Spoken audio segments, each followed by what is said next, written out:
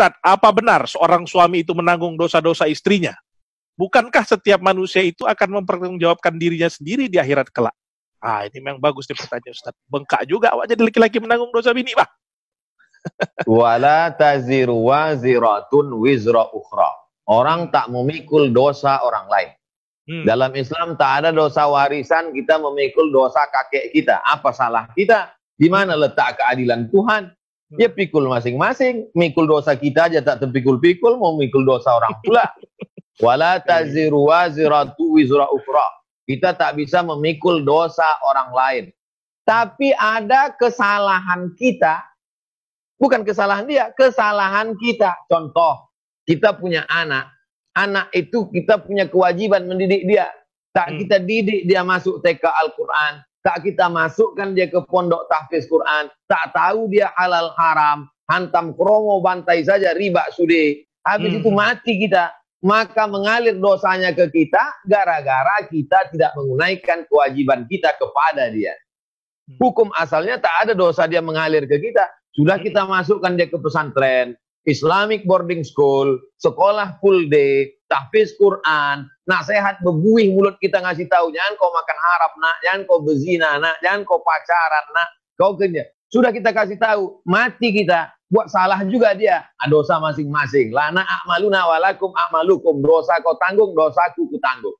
Karena kita tidak salah lagi. Tapi kalau kita tidak mendidik dia, dosa tidak mendidik itu yang kita dapatkan. Begitu juga terkait dengan istri. Istri bukan urusan kita Pak Ustadz, kan urusan bapaknya. Setelah kau akad nikah, berpindahlah. Itu makanya calon mertuamu itu kan dipegangnya tuan tanganmu itu tuh. Hai Fulan, ya Pak. Itu gue pikir Pak sembarangan aja tuh dia pegang. Itu dia tanya, hai Fulan, supaya kita sadar, nih mau berpindah nih, mau transfer ini. Jangan bayangkan transfer kos-kosan sama mobilnya, bukan. Yang mau kita pindah itu adalah tanggung jawabnya. Makanya sejak saat itu kau sebagai laki-laki pemuda, sebelumnya sholatmu saja yang kau pentingkan. Sebelumnya asal tertutup pusatmu sama lututmu selesai.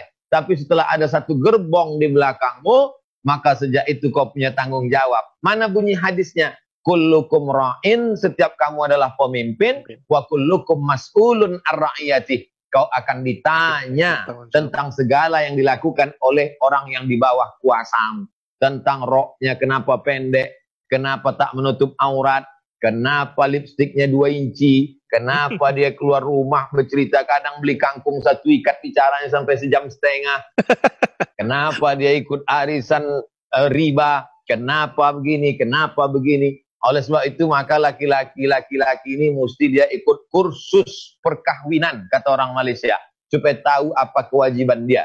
Laki-laki itu dikasih harta warisan banyak bukan karena Islam diskriminatif pada perempuan, karena laki-laki memberi mahar, laki-laki menanggung biaya nikah, laki-laki bertanggung jawab 2 kali lipat. Ar-rijalu qawwamuna 'alan nisa. Itulah maka laki-laki diberikan warisan banyak supaya dia berwibawa, supaya dia dihormati, supaya dia disegani. Oleh sebab itu maka laki-laki 5 tanggung jawabnya. Mengasih makan, memberi pakaian, tempat tinggal, pendidikan, perhatian. Tapi jangan gara-gara ini laki-laki ini jadi takut. Ini banyak laki-laki sekarang takut jadi laki-laki, jadi bencong semua. Nauzubillah. Oleh sebab itu kita didik saja dia menjadi laki-laki yang bertanggung jawab. Demikian akhi. Baik Ustaz, jadi sekali lagi tidak ada tanggung jawab kita lagi kalau sudah kita nasihati, sudah kita sampaikan, sudah kita didik, kalau dia masih salah juga, dosa dia, gitu ya. Tapi kalau lepas tanggung jawab nampaknya. Enggak, kalau sudah kita didik, bukan mau lepas Ustaz. Pokoknya kita didik aja. Ditekankan bahwa kami sudah mendidik kalian, panjangkan jilbab, ikut pengajian, jelaskan begini, biar jangan nampak kali kalian. Jangan nampak kali, nampak apanya itu sikit ya kan Ustaz. Baik Ustaz, lanjutan sedikit tentang ini Ustaz. Jadi ini ada kaitannya pertanyaan berikutnya. Ini pertanyaannya bunyinya begini, yang mulia Ustadz UAS yang diberkati Allah.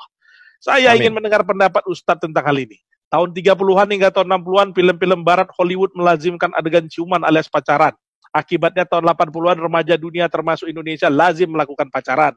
Tahun 70-an hingga 90-an, film barat melazimkan adegan ranjang alias seks bebas. Akibatnya remaja tahun 2000-an lazim melakukan seks bebas. Tahun 2000-an sampai sekarang ini, film-film barat melazimkan adegan LGBT dan dialog ateis, terutama dari TV kabel seperti Netflix, HBO, dan lain-lain. Kalau melihat pola-pola sejarah di atas, maka dalam 10 tahun dari sekarang, remaja kita akan lazim pula melakukan LGBT dan ateis. Macam mana caranya kita mengatasi hal ini? Apakah misalnya memasukkan anak ke dalam pesantren adalah satunya cara untuk menghindari remaja kita dari kelaziman maksiat di atas? Nah, ini pertanyaan kira-kira begitu, Ustaz. Sekitar 5 tahun yang lalu, saya Dewan Juri Musabaqah Tilawatil Quran Provinsi Riau. Satu kamar dengan seorang doktor, dosen senior, tokoh masyarakat agama Islam. Kata beliau, Ustadz Somad, aku punya anak gadis. Setiap hari saya risau. Kalau pergi sekolah, dalam hati saya selalu berkecamuk. Jangan-jangan dia cabut ke mall, jangan-jangan jilbabnya dibuka, jangan-jangan dia dibawa jalan-jalan sama pacarnya, jangan-jangan selalulah berkecamuk. Tapi sekarang hati saya tenang, Pak Ustadz. Kenapa Pak Dokter tenang? Karena anakku itu sudah kumasukkan ke pesantren. Benteng terakhir umat Islam sekarang adalah pesantren. Di kota besar, Medan, Bandung, Surabaya, Jakarta mungkin tidak bisa pesantren. Maka paling tidak full day. Pagi mau berangkat kerja, titipkan dia di sekolah jam 8. Nanti sore jam 4 pulang, hampir singgah jam 5. Pulang ke rumah, sholat maghrib. Dari maghrib ke isya mengaji baca Quran. Habis isya ngobrol-ngobrol, hiburan, tidur, capek, lelah, buat PR. Besok begitu lagi. Sehingga dibuat seminim-minim kecil ada pintu celah berbuat dosa dan maksiat. Anak-anak ini seperti bibit pohon kayu. Dia tak bisa langsung ditanam di tengah hutan. Mati dia dipijak gajah. Maka biarkan dia dulu menjadi pokok yang besar. Sementara dia jadi pokok besar, simpan di polybag dulu. Disiram dia rajin-rajin sampai berbatang kokoh. Setelah itu nanti baru kemudian jaga dia supaya jangan sampai dimakan wereng, pucuknya dimakan ulat.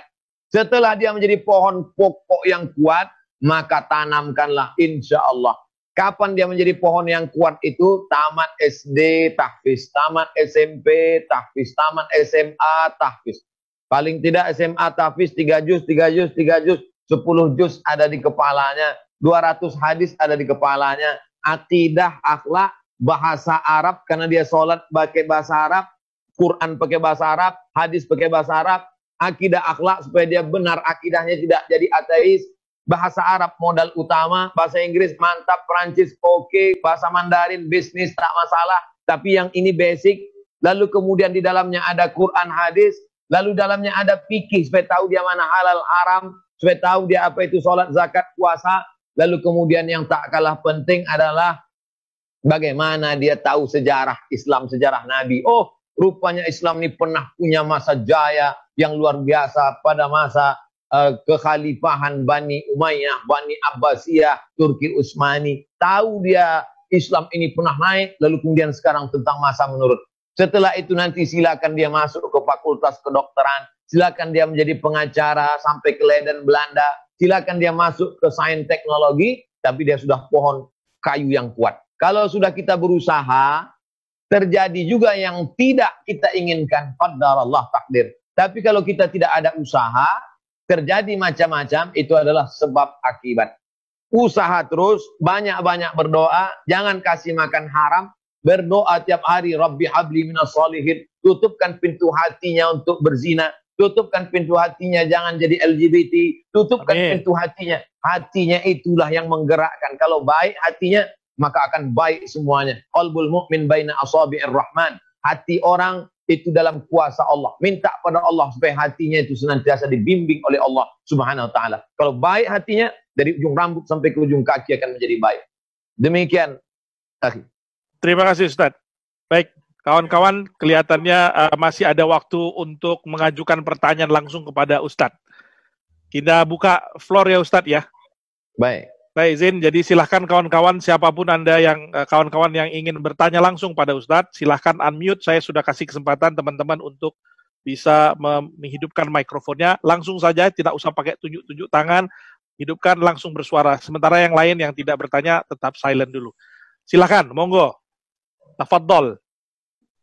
Ada yang mau bertanya? Soalnya tadi di chatting banyak yang mengajukan pertanyaan. Nah, mumpung ada kesempatan, bertanyalah langsung. Hadiati, Kak Hadiati mau bertanya langsung? Oke, silahkan. Di unmute dulu Kak Hadiati, belum masih mute.